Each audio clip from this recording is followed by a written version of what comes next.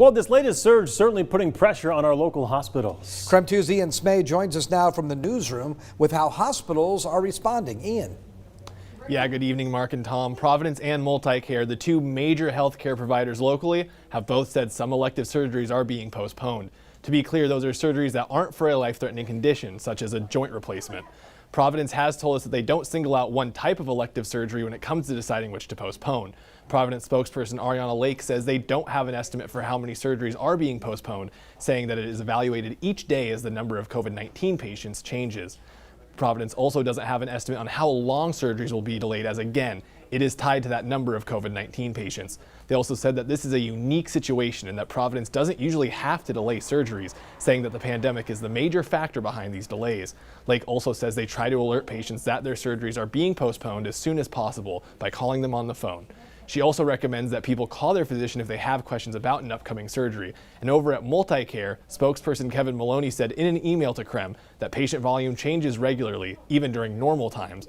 Multicare has seen an increased need for ICU care due to the COVID-19 cases that are surging. Maloney did say that some elective surgeries have been postponed, but stressed it isn't all elective surgeries that are being affected.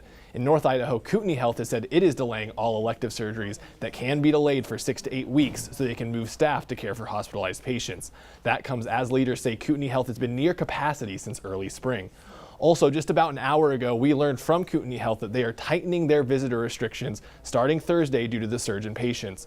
Non-COVID patients will now be allowed only one visitor per day, and those visitors must wear a mask while at Kootenai Health. Visitors must also be 18 years or older, except for in situations of end of life. Patients in the inpatient and emergency departments are also allowed one visitor a day, assuming they aren't COVID positive or awaiting a COVID test result. Kootenai Health is also extending the hours at its testing center starting this Friday.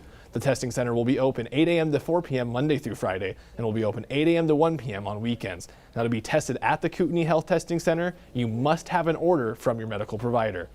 And one thing that Maloney stressed was that the best thing people can do to help the situation right now is to get vaccinated. He says that with the increasing prevalence of COVID-19 variants such as that Delta variant, the best thing you can do to protect yourself is to get a COVID-19 vaccine.